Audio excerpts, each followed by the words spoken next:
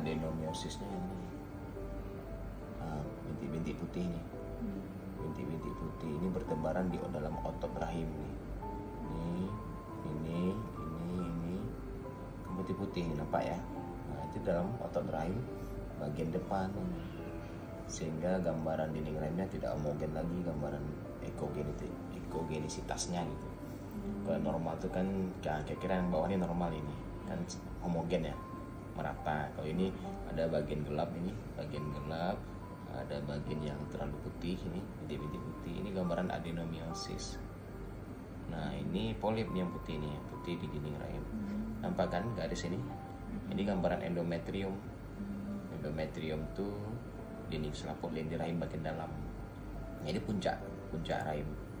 Nah, kalau kita hamil, janin tuh nempel di sini nih, lebih kurang 1 cm di bawah puncak rahim. Nah, di sini ada polip, coba lihat tuh. Nah, ini polip yang bulat putih nih. Nampak yang bulat kan? Nih, bulat putih ini adalah polip. Jadi kalau ada polip ini kan semacam daging tumbuh ya di dinding rahim. Nanti kalau ada pembuahan pun, embrio atau janin tuh nggak mau nempel di sini kan ada polip.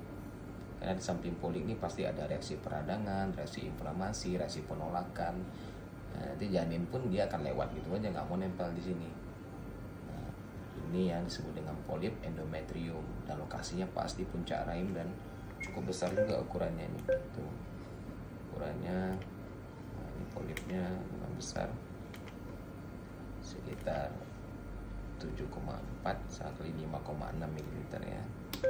Nah, kemudian yang kedua, karena ada bintik-bintik adenomiosis ini, nah ini gambaran adenomiosis, sehingga rahim pun ukurannya membesar gitu.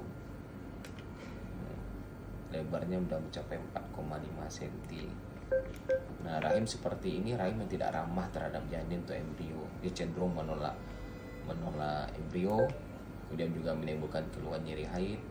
Haidnya kadang-kadang banjir, kadang-kadang berbongkah ya kan. Nah, dia biasanya nggak berdiri sendiri soalnya. Nah, ini adenomiosis nggak berdiri sendiri. Endometriosis, kalau ada adenomiosis biasanya diikuti juga dengan endometriosis di indung telur. Nah, ini walaupun kita lihat di sini belum muncul adanya kista endometriosis, tapi bisa jadi ini sudah ada bintik-bintik endometriosis di permukaan indung telurnya ini, di indung telur ini, baik di kanan maupun yang di kiri ini. Ya, bisa jadi karena kita cek cadangan telurnya, AMH-nya kan udah turun 0,9. AMH-nya 0,9, artinya cadangan telurnya sudah turun. Tidak mungkin turun begitu aja di usia 30 tahun, AMH sudah 0,9. Pasti ada penyebab.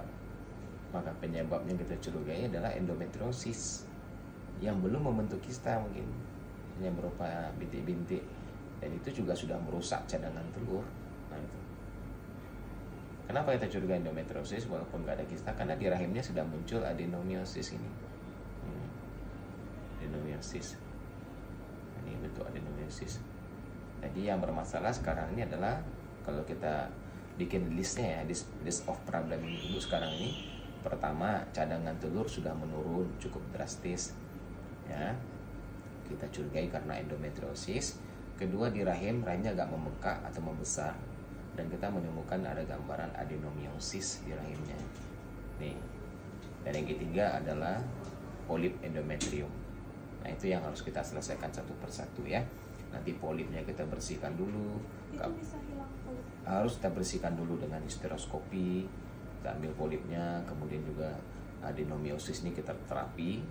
Kalau memang tidak akan kita operasi, tapi kita terapi hormonal aja.